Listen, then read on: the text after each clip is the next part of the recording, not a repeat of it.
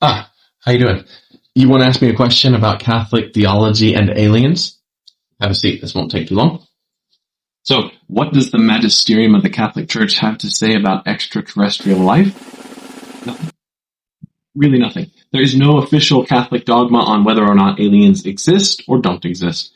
Just like there's no official Catholic dogma on pretty much any scientific theory.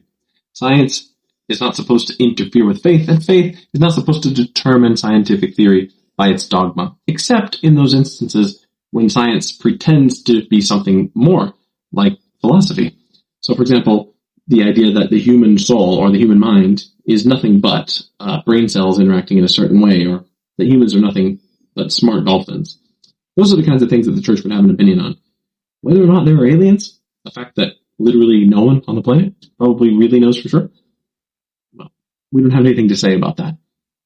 There are some Jesuits in the Vatican Observatory who have commented that there's some openness to the existence of extraterrestrial life, that it would also be part of God's creation. I think Pope Francis somewhere made a joke about baptizing people from Mars or something like that. But there is no official Catholic teaching on it. But there is one thing that I would like to say as a humanities teacher, as a philosopher. Please do not ever accept the argument, the universe is so big, there must be aliens in it. There must be some other form of life. It's unbelievable that there wouldn't be. That's a logical fallacy. It's called a non sequitur, which means it does not follow. Imagine that you and I were going to take a fishing trip, and we pass by a really enormous lake, and you say to me, wow, that lake is so big, there must be fish in it. Or even, there must be whales in it. Something like that. Well, the size of the lake has absolutely nothing to do with the nature of fish, or certainly the nature of whales. So you can't just say, well, that's a big lake, so there must be fish, or there must be whales in it.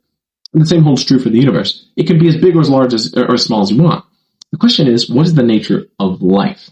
If you think of life as a random combination of chemicals that really is no different than any other combination of chemicals, such that a living cow and a dead cow are pretty much really the same thing, well then you have a faulty definition of life, I would say, but at least that definition of life would make the argument from the size of the universe semi-feasible. But you would need that premise that life is nothing but a random combination of chemical and energy components.